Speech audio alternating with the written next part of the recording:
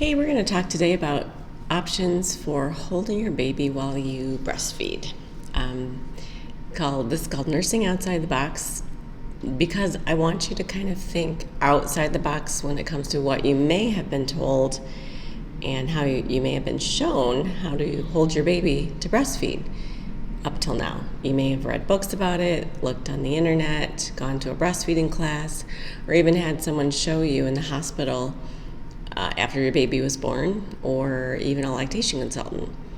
So I just want you to know and to start thinking about ways that might, if it's not working, if the traditional holds are not working for you, how maybe you can play around and dance around with your baby to find something that does work and does feel more natural to you and feels more comfortable for the long term, that you might want to play around with, and just giving you permission to do that. Not that you need my permission, but you know what I mean. So let's start out with the traditional ones. These are the ones you're going to see the most: the cradle, the cross cradle, the football. In the hospital, you're going to see your babies are smaller, obviously. Sometimes if you had a C-section, they're going to maybe recommend that you do the football hold to keep the baby away from your incision, or just to be more comfortable. Or if you have larger breasts, sometimes, and a smaller baby, sometimes that football hold is really nice, because you can just tuck them underneath your arm there, and you can support your breast. So again, this is no right or wrong. I'm just giving you the main ones you may see.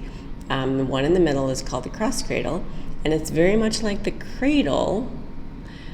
However, it's just different hands. So the baby stays in the same position, as just mom moves her hands. So as you can see with the cross cradle, her left hand is holding the baby's upper shoulders and kind of the left side of the baby's head, and her right hand is holding her right breast.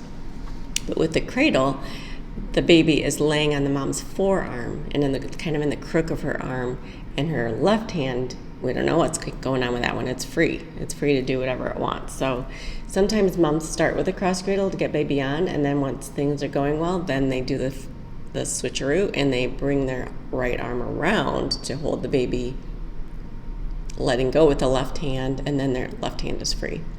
So that is one option that you can do.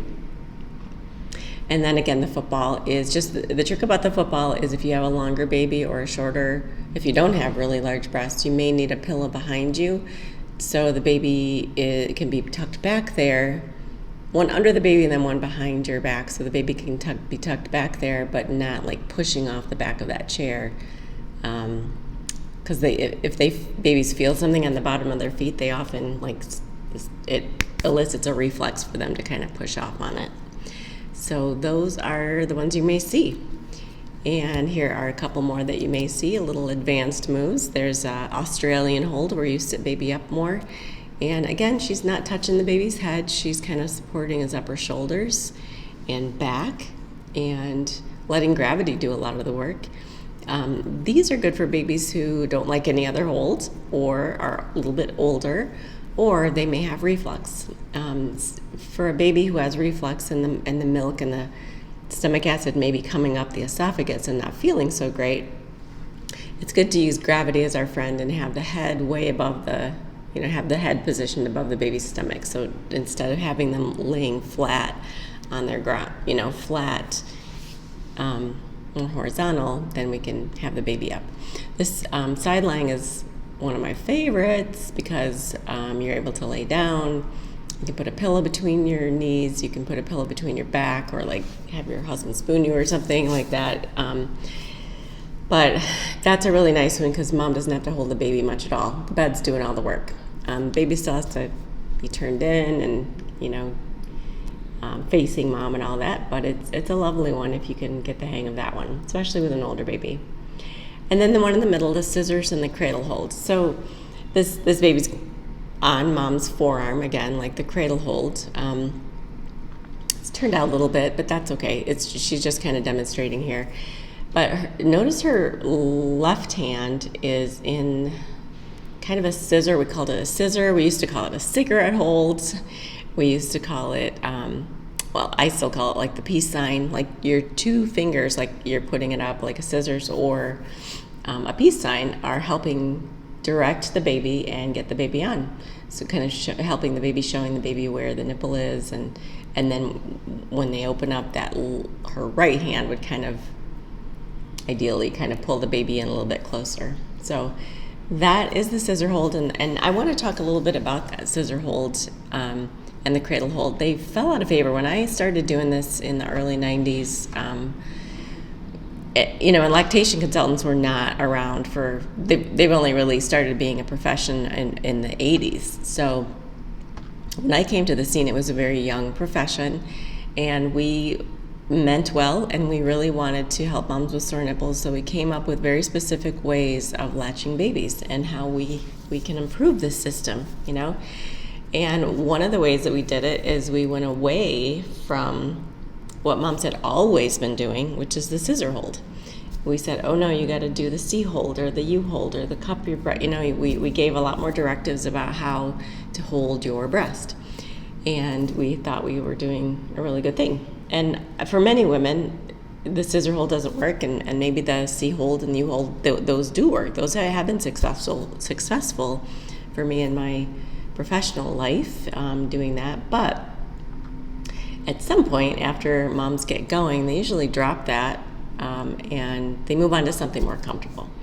But this scissor hold, cradle hold, when I first came in, it was really frowned upon in my lactation world. So I've actually started doing it in the last, decade or so. I've started kind of just experimenting with it, and because it's more comfortable for moms, and I like it actually. So it is one of your options if you wanted to use it. And then we'll go on to the laid back. This is my favorite one, aside from side lying, of course. But the reason I like all of these is moms can lay back. You can relax your upper shoulders, your neck, your arm. You can do more sacral sitting like this lady in the middle is doing, so you're not on your perineum right after you had a baby. And gravity does all the work. Like, it is so lovely just to be able to lean back. Now, you can, one little suggestion I would have, see that green pillow off to this mom's right side? I would have somebody tuck that, or she can grab it and tuck it under her right elbow, and then that her right shoulder can relax, and she doesn't have to hold up anything. She can just have the baby lay on top of her like this, and it's lovely. One of the great things about this position too is when baby's head is more above the breast. If you notice in all these pictures, the baby's head is above the breast and the motion is coming downward. So gravity is holding that baby. The weight of the baby's head and gravity are actually helping the situation by having baby be able to maintain a deep latch and not slip to the tip. So when you get your baby on, when baby gets themselves on, whatever, when baby's latching, and you can even, once you do it, you can even lean back then, and then be comfortable. This also helps with moms who have a really strong letdown, or babies who are having some trouble with a fast flow. Just kind of leaning back a little bit sometimes helps. Also, when they lean back like that, they can tilt their head back a little bit, for better swallowing angle too, in case they are trying to gulp a lot of milk at one time. But you'll notice the lady in the middle, her little baby's feet. So I was telling you earlier about baby's feet. They have this little reflex on the bottom of their feet. When you touch it, or when they feel something, it helps them to crawl or move. It's like the stepping reflex. It helps them to move and get into a position where they need to be and they want to be. So if you do this position, any kind of laid back position, it's really nice to have either the baby's froggy leg like this, but having them be able to touch something. So that baby's little right hand is able to touch that couch and move up and adjust as they see fit. So it's kind of nice. I describe it kind of like being, if you've ever been to a restaurant when you're sitting at a high top, and the chair, the stool that you're on, doesn't have one of those little bars for your feet. How horrible that is. Like, you don't feel settled, like your legs are just dangling there, and it's not a good feeling. So having something where you can put your feet, and then where baby can kind of touch off and push off on something helps them feel secure. And how you can start this is skin to skin right in the beginning, right after baby is born. Actually, this is my favorite thing to see in the whole world. And if you can reproduce it with your baby, I think you'll never forget it. If you can't, if you had a really rough delivery, something, whatever, you could not get that, they call it the golden hour in the beginning. You can always, these instincts babies have, they have over 20 instincts that help them crawl to the breast. You can do these later on in your postpartum room or once you get home. For weeks and weeks, they have this ability still to be able to crawl to the breast. And how you start it is you put the baby right on top of you. You can have a diaper on them so they don't pee on you, but this is really cute. This baby was just born. Maybe, I don't know. It doesn't have it's not really wet, so I don't know. But you put them right up there between your breasts so they can hear your heartbeat and they kind of recover. And so right after delivery, this is the best place for baby to be. And you reclining a bit. So gravity does the work again of holding on the baby. And they're in their little feet. And their little feet actually are going to push against that area right there with your uterus. So if you ever remember, if you've had a baby, the nurse comes in and starts pushing on your uterus and you want to punch her because it hurts. She is doing that to help contract your uterus and to help stop your bleeding. So when the baby starts crawling and moving their little feet, they're actually kind of pushing in on your uterus as well, helping that uterus contract and slow down your bleeding. So if you put the hair, baby can start to do that process as well. So they will start sucking, they will start moving a little bit, they will start, they may keep their eyes closed, just kind of recovering because birth was hard. They may start salivating, sticking their tongue out. They may start lifting their head and kind of bobbing, maybe crying a little bit. And then they'll go back down for a little 5-minute nap, and then they may rouse again. And what you'll see is them starting to kind of bob and weave. They may start scrunching their body over toward one breast or the other. They may throw themselves that way, or they may just inch themselves that way. But they can smell you. They can smell those little Montgomery glands on your, those little brown bumps on your areola. They know where to go. They're just trying to get there and wiggle there the best they can. And you'll be amazed how much they can do right after delivery if you let them.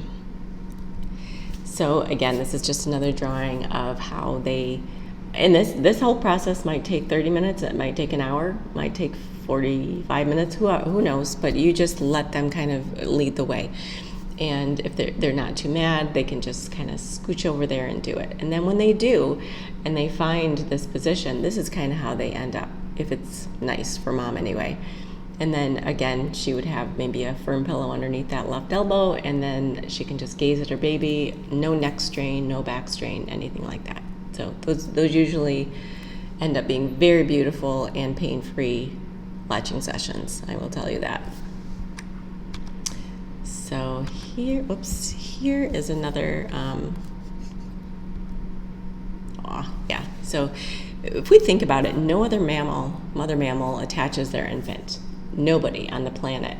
This mom is just leaning back saying, come and get it, and here are my nipples, do with it what you can. So yeah, as you see, all of these babies, also these baby kittens are also blind, and they're going by smell and feel and their instincts. They're using they're crawling just like your baby can, and they're on their bellies with their heads tilted back. So you'll be amazed that when your baby comes out, how strong their head is. They can lift up their head right from the get-go, and how much this process is so amazing, how they can do this. So just take heed of that maybe we don't have to overthink this whole latching thing. Maybe we can help them a little bit if they need it, but maybe starting out with helping their instincts just kind of initiate things from the get-go. And this is a newborn, just born, kind of finding its way on the breast, and she's laying all the way flat down. You don't have to do that. But the baby's little tongue is coming out. There's the stepping reflex, and it is just moving, pushing on her uterus. It sees the target. You see that that our areola gets bigger, so there's a little bit of a target there. And he is smelling it, and he is feeling it. He knows he's so close, and he gapes open wide to grasp as much as possible and latches his little self on right there. It's amazing. So if I wanted to show you this video too about, this is a mom who is latching her baby. It's an older baby, of course, so I'm not going to do the self-attachment. Not that you can't, but this is another way of demonstrating how that baby that you just saw came up and over the mountain and opened its mouth wide and just tilted its head back and used all of its resources or instincts, I guess. This baby too. Ready? Mama's gonna use touch that upper lip, which makes the baby open wide like a baby bird. Look at her, and then she comes up and over the mountain as well. And so you can use there's a little divot between the baby's nose and upper lip. It's called the philtrum. And when you touch a baby there, naturally, if they crawl there, it's gonna brush against your nipple's gonna brush against that area. But if you wanted to latch a baby this way, she's doing the cross cradle hold. You can kind of mimic that by pointing your nipple to that philtrum to make baby open wide and kind of shake its head back and forth. So you see all those instincts are there, and they're very cool. So this is just some pictures that I wanted to drive home to you as well. I want you to notice on the left, I want to say it's the 1800s, and this mom is holding the baby in the cradle hold and using the scissor hold. Do you see that peace sign that she's got going? And this was a long time ago, before breastfeeding classes, before lactation consultants, before the websites and the internet. She figured this out by learning and doing, and this is what came most comfortable to her. Oops, I forgot about this lady on the other side. I have no idea how old this is, but it's very, very old. But this baby, again, she is supporting her breast with her left hand and holding her baby in the right. And again, this one, Nature's Food is Best. This is a lithograph from the 1930s. And this mom is, again, doing that peace sign. Look at that peace sign. Like, how did they know this? Little HA League wasn't even around in the 30s or any of these times. So we can't really attach it to some sort of organization that taught this hold. So it's just it's something that you shouldn't be afraid to try because it's tried and true. This is Isis on the right, feeding baby. Again, same position, different breast. And this lady on the left, I have no idea how old that is, either one of these actually, but they are from a long time ago. They knew that fertility and breastfeeding meant survival, and it was very, very important. So they would make statues out of this. They would make art out of this, because it was revered so much. And it was, these are the cradle holds. Then this is, I'm assuming baby Jesus, and she's got the peace sign again, or the cigarette hold, or the scissor hold, whatever you want to call it. But these are things that should, in my opinion, not be ruled out as ways to hold your breast and hold your baby, if that makes sense for you. You can try all of these things, and if you are having trouble at all, please reach out to babybelovedinc.com, and we would love to help you. And enjoy your baby. Thanks for listening.